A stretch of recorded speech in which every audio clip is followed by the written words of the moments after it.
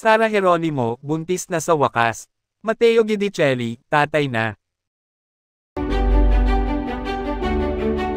Matapos ang ilang taon ng matamis na pagsasama, ang popstar royalty na si Sara Geronimo at aktor na si Matteo Guidicelli ay masayang inanunsyo na sila ay magkakaroon na ng kanilang unang anak.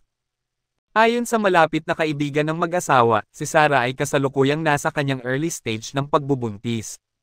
Ito ay isang malaking balita para sa kanilang mga tagahanga, lalo na't matagal nang hinihintay ng publiko ang magandang balitang ito mula sa kanila.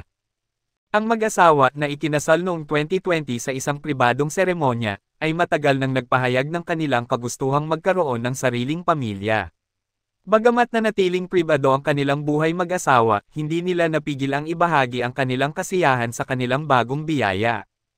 Sa isang eksklusibong pahayag, sinabi ni Matteo na siya ay labis na excited na maging isang ama at magkasama silang naghahanda ni Sara para sa panibagong yugto ng kanilang buhay bilang magulang. Patuloy na bumubuhos ang pagbati mula sa kanilang mga kapwa-artista at tagahanga, na masaya para sa bagong kabanata ng kanilang buhay.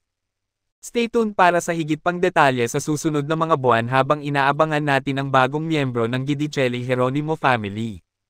Bukod sa kanilang mga personal na paghahanda, inaasahan din ng marami na magiging isang hands-on mom si Sara, lalo na't kilala siya sa kanyang pagiging maalaga at grounded.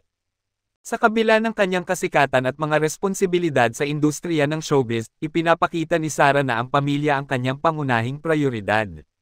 Samantala, si Matteo naman ay patuloy na nagpapakita ng kanyang suporta at pagmamahal sa kanyang asawa, na mas lumalalim pa ngayon sa pagsisimula ng kanilang bagong journey bilang mga magulang.